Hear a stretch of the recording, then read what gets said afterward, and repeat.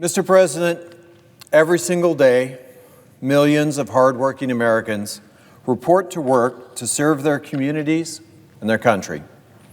They're known to our government as civil servants, but I want to be clear about who they really are. These civil servants are the more than 300 air traffic controllers at the Albuquerque Sunport and airports across New Mexico who keep us safe in the air. They are the wildland firefighters battling catastrophic forest fires each year. They are the FBI agents who are working to get drug cartels out of our communities. They're the rangers taking care of our national parks and the civil engineers who manage and restore our watersheds. They are the federal customs officers and border agents who enable trade at our southern border and stop fentanyl before it enters our country. They are the inspectors and scientists who ensure the safety of our food and our medicine, and they are the countless workers who ensure our elders receive their Social Security checks on time. These are the unsung heroes in our federal civil service. The impact of their work touches every single person in our state and our country. They deserve our respect and our gratitude, not an all-out attack against them.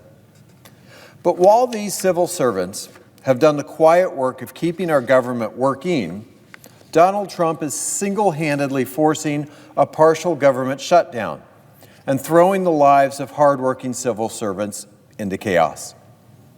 We're barely 3 weeks into this new Trump administration, and it's abundantly clear that Donald Trump and his team have taken his narrow victory as a license to run roughshod over all laws, norms, and even the Constitution.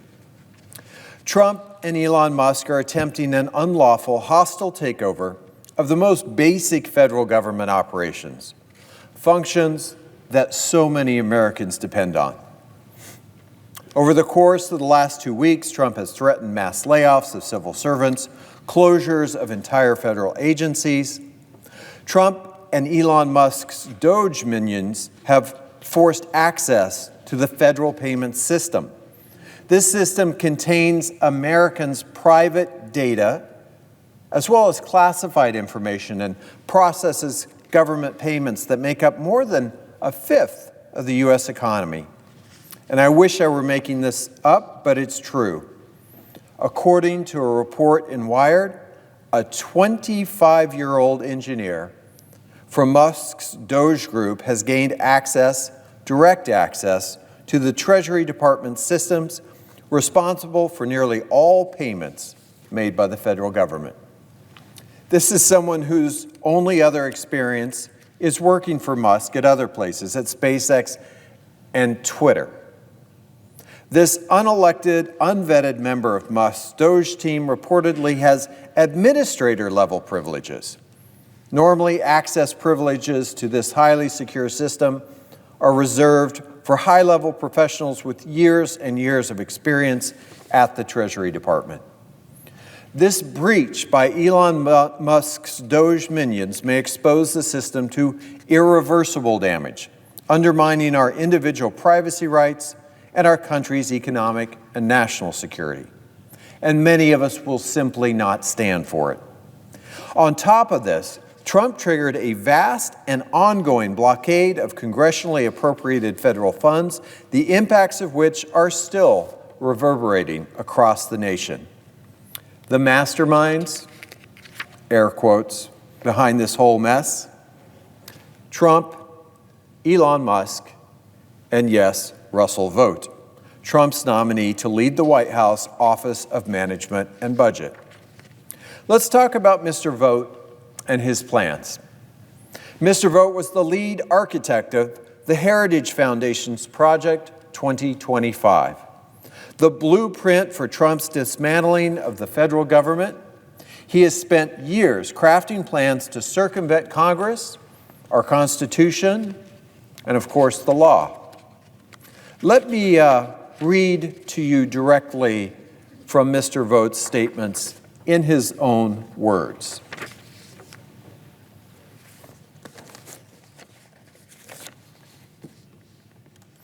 In a private speech last year at his far-right Center for Renewing America think tank, air quotes again, Mr. Vought stated that he would like to put career civil servants, quote, in trauma.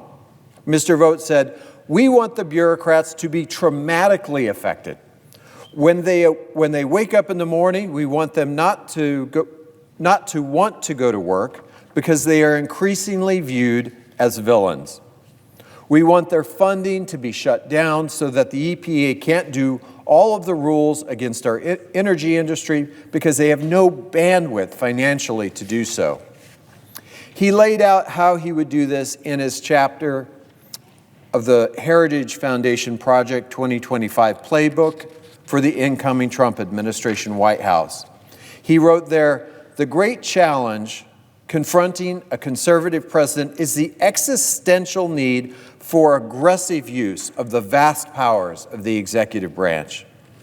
He went on to say that success in meeting that challenge will require a boldness to bend or break the bureaucracy, meaning bending and breaking our career civil servants who carry out laws passed here by Congress. As the OMB director at the end of the last Trump administration, Mr. Vought was the lead architect of the president's fiscal year 21 budget proposal that called for $500 billion cut from Medicare, $900 billion cut from Medicaid, $71 billion cut from Social Security. Yes, Social Security. $76 billion cut from disability programs, zeroing out entire federal programs, including the Corporation for Public Broadcasting, the Legal Services Corporation, Community Development Block Grants, and Community Services Block Grants, all to pave the way for Trump to double down on his tax breaks for billionaires. At his Center for Renewing America think tank, Mr. Vought drafted a 2023 budget plan entitled "A Commitment to End Woke and Weaponized Government." This is the playbook that Trump and Musk are already running to freeze federal funding, dismantle and dismember federal agencies, and seize the power of the purse from Congress, where the Constitution put it.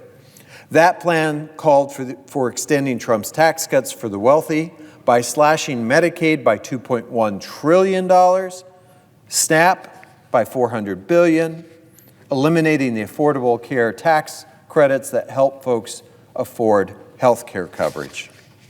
Mr. Vought has also openly admitted his intentions to challenge the Impoundment Control Act of 1974, which enforces Congress's constitutional power of the purse. During his confirmation hearing last month, Mr. Vought said he believes the president can just overrule Congress in deciding how to spend taxpayer dollars, despite constitutional authority and the law to the contrary. Mr. Vought said the president ran on the notion that the Impoundment Control Act is unconstitutional. I agree with that. Last time I checked, that was up to the Supreme Court and our court systems. Mr. Vought has already made clear how he'd use his role, or I should say abuse his role as OMB director, to politicize the agency and bend it to the whims of the president. In Project 2025, Vought wrongly stated that OMB has the only statutory tools in the White House that are powerful enough to override implementing the agency's bureaucracies. What this really means is overriding the law duly enacted here in Congress and signed by the president. Mr. Vought has also questioned the very ideas of independent federal agencies. In fact, in an interview last November with Tucker Carlson, Mr. Vought said, quote, "Number one is going after the whole notion of independence.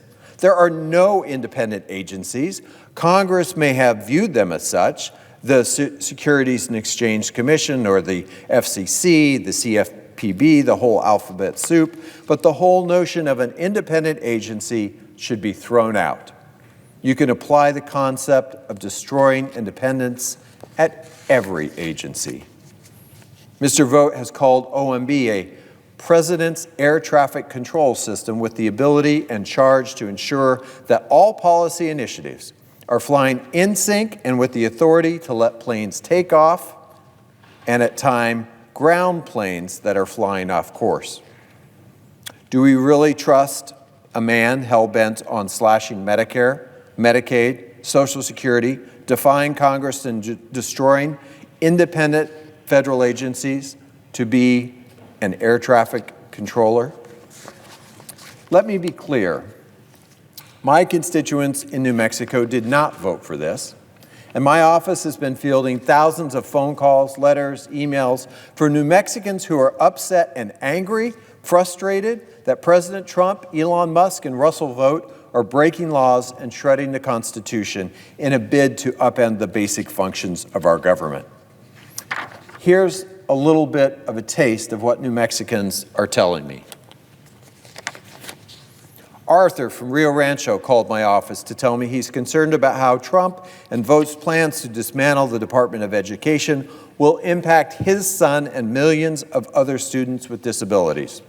Arthur said, "I have a son who is autistic and nonverbal, with an individual education plan. Dismantling the Department of Education will not only impact him, but it'll devastate all public schools and hurt students like my son who have disabilities. This will strip away any rights and protections for millions of students.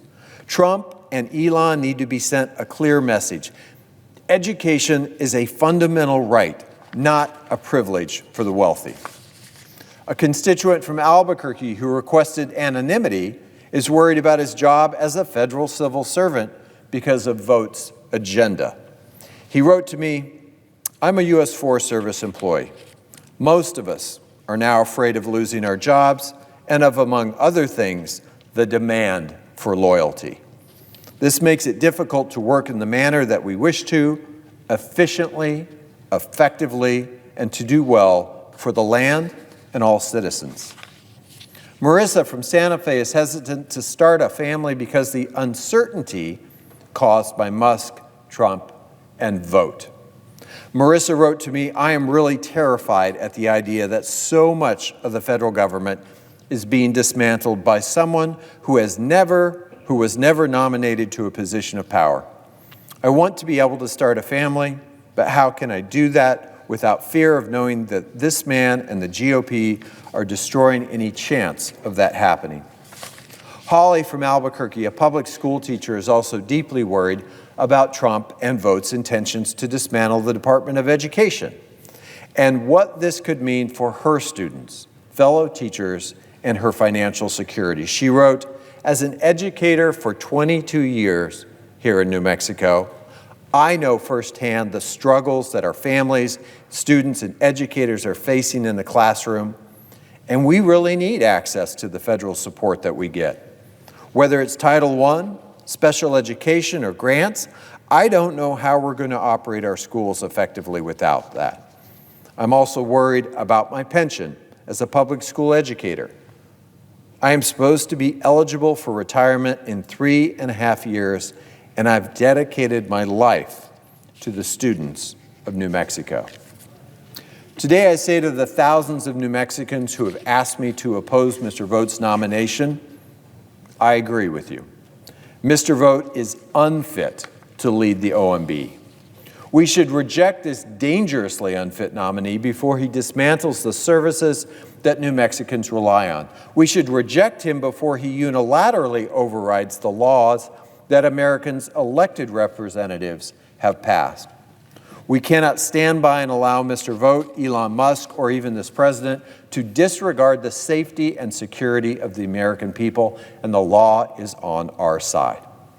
In the last week, 2 federal courts have issued restraining orders on Trump's directives.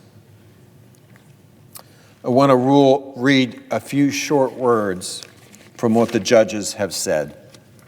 The executive's action unilaterally suspends the payment of federal funds to the states and others simply by choosing to do so. No matter the authorizing or appropriating statute, the regulatory regime, or the terms of the grant itself, the executive cites no legal authority allowing it to do so. Indeed, no federal law would authorize the executive's unilateral action here. The court continued by dismissing Trump's arguments justifying the funding freeze, declaring the executive branch has a duty to align federal spending and action with the will of the people as expressed through congressional appropriation, not presidential priorities. These court rulings represent battles won, but this war to defend the Constitution and stability in this nation is far from over. And we won't stop until Trump, Musk, and Vought follow the law and abide by the Constitution. That means respecting federal workers. It means ending the unilateral and unlawful freeze of appropriated funds for projects from the Eastern New Mexico Rural Water Project to the Red Top Water Development Project. I've said it before and I'll say it again. This is not a game. This is a nation of laws. And just like you, every one of us here in this body swore to defend the Constitution. Mass layoffs of federal workers, working to disband the Department of Education or the EPA or the National Science Foundation, abusing the FBI, handing over access to more than 1/5 of our economy and the private data of every single American taxpayer without any regard for the risks that you're creating for our national security. That is not defending this nation of laws. It's not following the Constitution. It's not putting public service or even America first. It looks a lot like tyranny. It needs to stop. We the people is the first phrase of the United States Constitution. And that is exactly who Republicans in charge of the Senate, the House, and the White House, the people who can stop this, need to hear from you. So to all Americans wondering what can be done right now, rise up your voice. Call your member of Congress. Call your senators. Call the White House. Call the Treasury Department. Comment on your Republican representative social media channels. Write op-eds in your local newspaper telling how you're impacted.